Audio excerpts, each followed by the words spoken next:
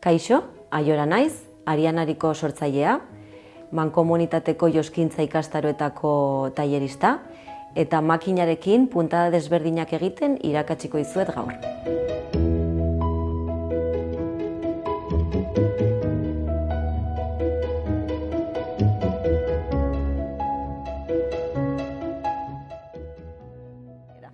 Puntada desberdinak erakutsiko dizkizuet, puntada basikoak eta beste batzuk. Ados?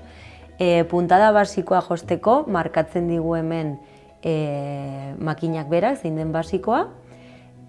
Hau da puntada zuzena eta hau da puntadaren luzera.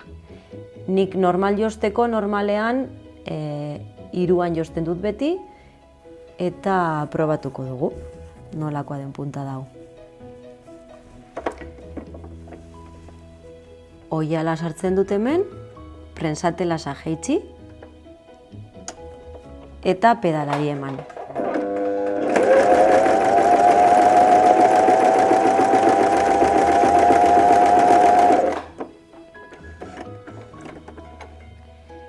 Orratza igo, garrantzitsua, beti guregana ruleta biratuz, prensatelasa igo eta egiten ari garena atera. Garrantzitsua da ere, josten bukatzen dugunean, orratza goian egoteaz aparte, tirailos hau ikustea. Oso garrantzitsua da. Honek markatzen digu ja, puntada bukatu dela. Honekin ekidingo ditugu korapiloak arietan eta bar. Kontuan hartu hori beti. Puntada hau ere, egin dezakeguna da, korapiloa hasieran edo rematea hasieran eta rematea bukaeran erabili. Horretarako pedalari emango diot eta palankatxo honi ematen diodan bitartean pedalari ere emanen diot, modu honetan ja lortzen dudana da rematea egitea. Ariak ez dira askatuko.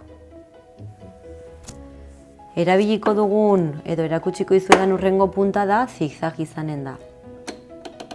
Zigzag puntada baliagarria da lehen eskuz ikasi duguna sobreilatzeko, kasu honetan makinarekin irakatsiko dizuet.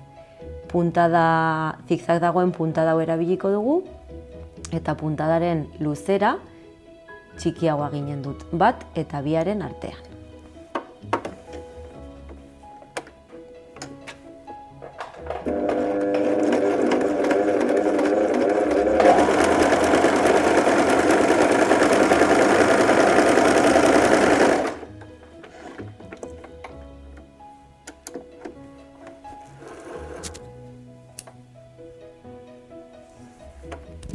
Hurrengo puntada izanen da zigzag, baino diskontinua dena.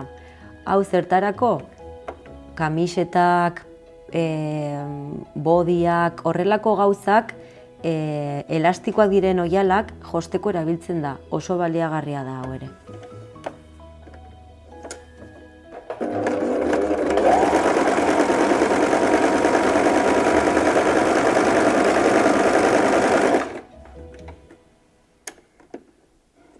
Eta hauek dira zuek normalean erabiliko dituzuen puntada guztiak.